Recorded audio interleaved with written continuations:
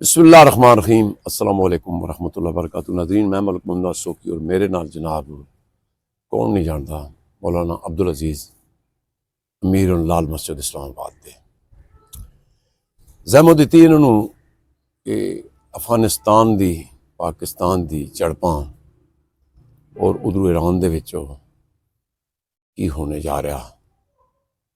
مولانا صاحب کو پوچھتے ہیں کیا ایک بھائی بھائی دے خلاف اس طرح، اور وہ بھی مقدس مہینہ ماہ رمضان دے وچ، یہ کی وجہ کی ہے؟ السلام علیکم مولانا صاحب۔ وعلیکم السلام ورحمۃ اللہ وبرکاتہ۔ بہت شکریہ ہے مولانا صاحب، یقین منسوخ دل خون دے آنسر ہوندا ہے ایک مسلمان بھائی مسلمان دے نال جڑپچ، اور مطلب اسی کہہ رہے ہیں کہ جناب اساں اتنا چوکیاں ماشاءاللہ آزاد کر لیاں، اچھی گل ہے، لیکن وہ بھی تو ساڈے بھائی نو اور 30-40 سال اساں انہوں برداشت بھی کیتا ہے تھے، یہ وجہ کی کہنا چاہتے ہو؟ ایک مسئلہ کتنے میں؟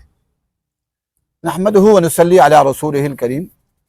دیکھیے، ایک ڈاکٹر کا کام یہ ہوتا ہے کہ جب بیمار سامنے آئے اور وہ بیمار بھی شدید قسم کا بیمار ہو، جی سر، تو اس کو تحقیق کے بعد وہ بات کہے جو صحیح بات ہو۔ ٹھیک ہے مثلا کہ ایک آدمی میٹھا بہت استعمال کر رہا ہے اور جی اس کو شوگر ہو گئی، اور شوگر انتہا درجے کی ہو گئی، اور آپ اس کو صحیح بات نہیں بتا رہے، جی، تو اس کا نتیجہ کیا ہوگا؟ خدا نخواستہ اس کے ہاتھ پاؤں کٹ سکتے ہیں۔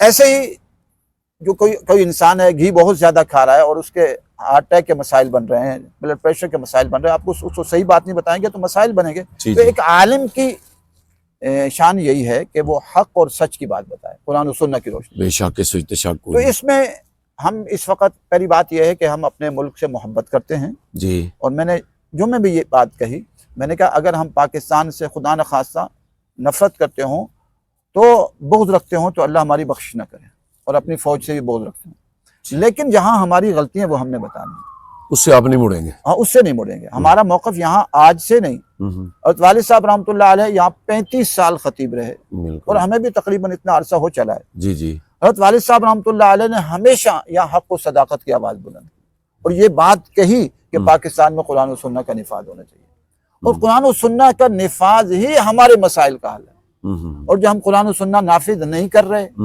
اسی وجہ سے یہ مسائل پیدا ہو رہے ہیں۔ ہمارا جو نظام ہے وہ آج تک 78 سال بیت گئے، قرآن و سنت کا نظام نہیں آ سکا۔ ہمارا عدالتی نظام اتنا گندا ہے، پوری قوم تنگ آ چکی ہے، پوری عمریں گزر جاتی ہیں کیس لڑتے لڑتے، اور یہ جو وکیلوں کا سسٹم ہے، یہ وکیلوں کا سسٹم اسلام میں نہیں ہے۔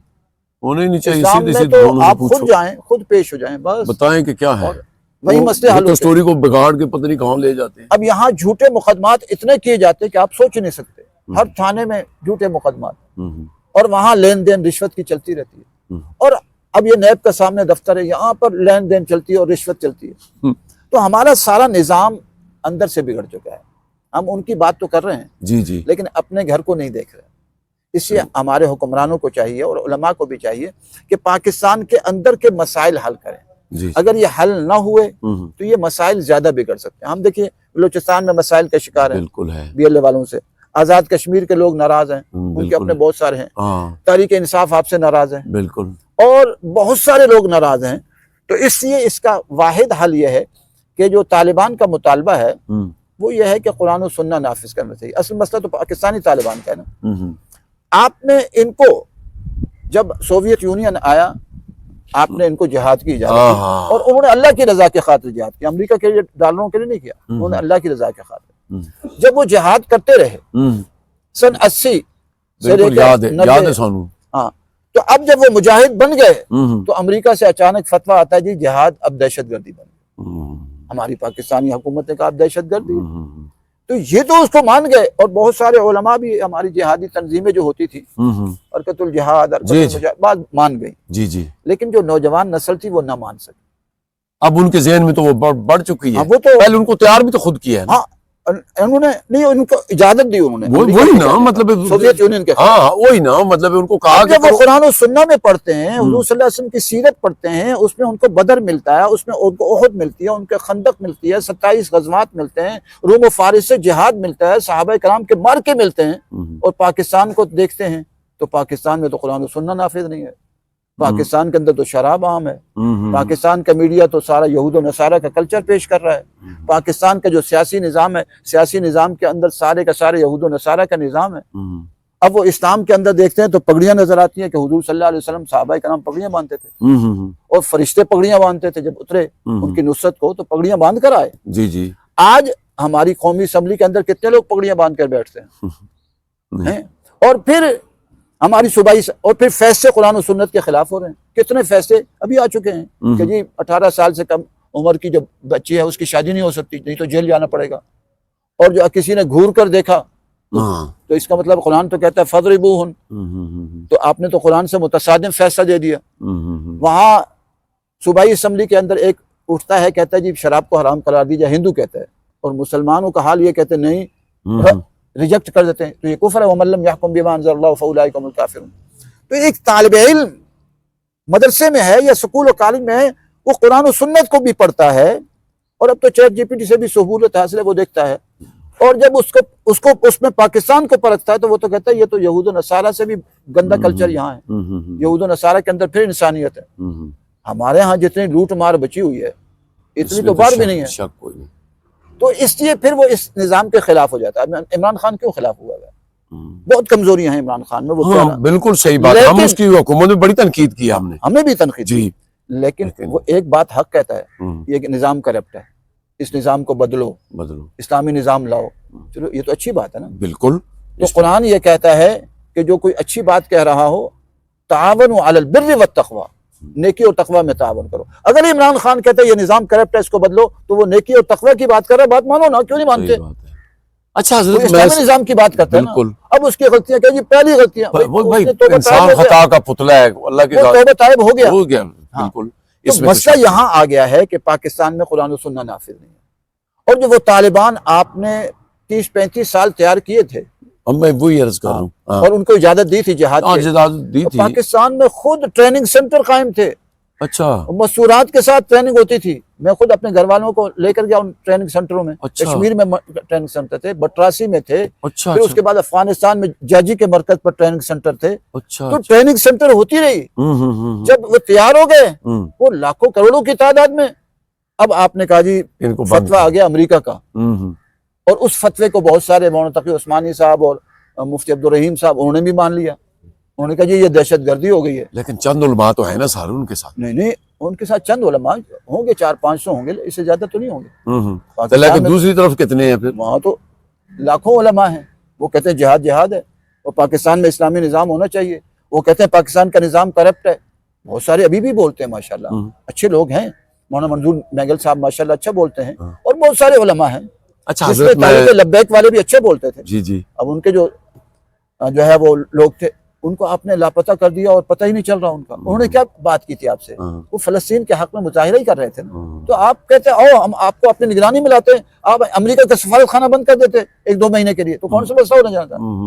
اچھا حضرت اذان کا وقت ہونے جا رہا ہے، میں یہ گزارش کروں گا کہ دیکھیں حکومت اور یہ تو چاہتے ہیں کہ جنگ شروع ہو گئی، لیکن افغانستان کے بارے میں اگر یہ آپ کے مدرسوں کے طلبات ان کا نظریہ تو اپنا ہوگا، بالکل اپنا ہے، کیا خیال ہے اس میں، کیا کہنا چاہیں گے؟ اس میں جو دیکھیں ہمارے جو مدارس ہیں ان میں تقریباً 80% سے زائد وہ افغان حکومت کو حق پر سمجھتے ہیں اور پاکستانی حکومت کو باطل پر سمجھتے ہیں۔ یہ تو بہت بڑا ایک لمحہ فکریہ بن گیا۔ آپ کسی سے آپ ایک خفیہ ایک تحقیق کر لیجئے، اچھا، اور سکول و کالج کے بچے بھی یہی سمجھتے ہیں، اچھا اچھا اچھا، سکول و کالج کے بچے بھی یہی سمجھتے ہیں، وہ کہتے ہیں وہ اسلامی انہوں نے اسلام نافذ کیا ہے۔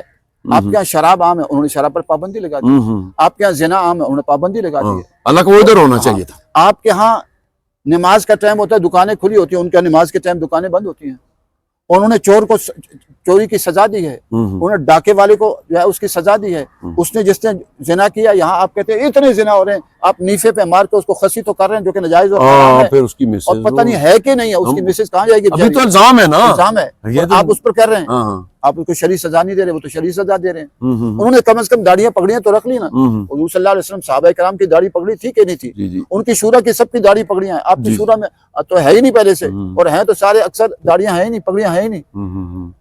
تو اس لیے ہم یہ سمجھتے ہیں کہ آپ اپنے گھر کو ٹھیک کریں، آپ کا گھر ٹھیک نہیں ہوگا نا، آپ سے سارے نالا ہیں۔ کسی فوجی کو اگر بازار میں مل جائے نا تو اس کو کوئی پسند نہیں کرتا آج، یہ حالت بن چکی ہے. آج سے 30-35 سال پہلے کچھ کیفیت اور تھی. نہیں، فوج کا تو ایک فوج کا مقدس مقام تھا اور ہم خوش ہوتے تھے. ہم نے تو جب میں بیسیکلی تو چلو نہیں، ہم اپارا بازار میں جاتے تھے، فوجی آتے تھے اپنی گاڑیوں اب میں. یقین مانیے کہ ہم آج کوئی فوجی اپنی گاڑی میں آ کے خریداری نہیں کر سکتا. وہ ڈرتا ہے اپنا لباس پہنتے ہوئے. کیوں؟ اس سے کہ غلط فیصلے ہیں. یہ سن 95 سے شروع ہوئے ہیں، بالکل صحیح. جب سے امریکہ کا ساتھ دینا شروع کیا. آپ نے ڈالر تو بہت لے لیے، آپ ان کے اثاثے سب کے چیک. میں سمجھتا ہوں آج سارے علماء کے اثاثے مجھ سمیت چیک ہونے چاہیے. مدارس دینی کے اثاثے بھی چیک ہونے چاہیے. جمعیت علماء اسلام کے اثاثے بھی چیک ہونے چاہیے. جماعت اسلامی کے اثاثے بھی چیک ہونے چاہیے. سب کے اثاثے چیک ہونے چاہیے. جس کے ضرورت سے زائد ہوں وہ کہاں سے آئے ہیں، ضبط تو پوچھیں کہاں سے آئے. ہر ادارے کا چیک ہونا چاہیے. حضرت عمر رضی اللہ تعالیٰ عنہ اپنے جرنیلوں کے اور ان کے سب کے اثاثے چیک کرتے تھے، گھر چیک کرتے تھے. آپ سب کے گھر چیک کریں کیسے. آج کل تو ایک چھوٹے سے افسر کا جو گھر ہے وہ محل بنا ہوتا ہے. تو اس لیے دیکھیے بات یہ ہے، آپ اپنے گھر کو ٹھیک کیجیے. اگر آپ ٹھیک نہیں کریں گے، جنگ تیز کر دیں گے، خدا نہ خواستہ چلیں ایسا ہی ہو جاتا ہے، آپ وہاں حکومت ختم کر دیتے ہیں تو اس سے جنگ اور تیز ہو جائے گی. کیونکہ جو طالبان جو تحریک تھی، جو جیسے امریکہ کے آنے پر زیادہ فدائی حملے تیز ہو گئے تھے، اب فدائی حملے زیادہ تیز ہو جائیں گے.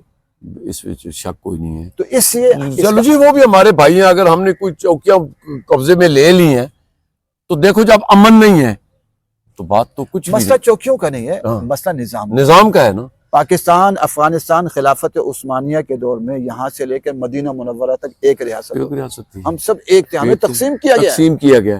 لیکن پاکستان ہندوستان بھی ہمارا تھا. بالکل. ہندوستان پر آج بھی جی وہاں کی بڑی بڑی مسجدیں گواہی دیتی ہیں کہ یہاں کبھی دور ہوتا تھا، مسلمانوں کا دور ہوتا تھا. یہ بادشاہی مسجد اور وہاں کی کتنی بڑی مساجد. جی جی. یہ جو خلافت عثمانیہ تھی یہ 600 سال سے اوپر رہی ہے. خلافت بنو عباس تقریباً 600-700 سال رہی ہے.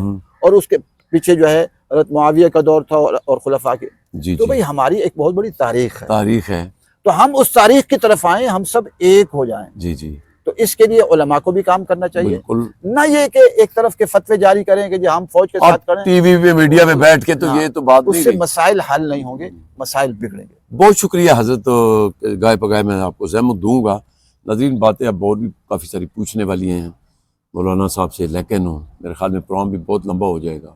لیکن ایک بات یہ ہے کہ مولانا صاحب بات بڑی تبنگ کر کے کرتے ہیں، سچی بھی کرتے ہیں کہ اگر اللہ نہ کرے میرے منہ میں یہ چنگاری بڑھ گئی تو دیکھیں کچھ لوگوں کا ان کے ساتھ بھی ایک رشتہ ہے جو وہ نظام کو چاہتے ہیں کہ اسلامی نظام آئے. تو پھر یہ بٹ نہ جائیں ہم کبھی. ناظرین، پھر آپ کا شکریہ ادا کروں گا. نیک دعاؤں کے ساتھ ہمیں دیجیے اجازت. اپنا بہت خیال رکھنا. اللہ سونے دے والے.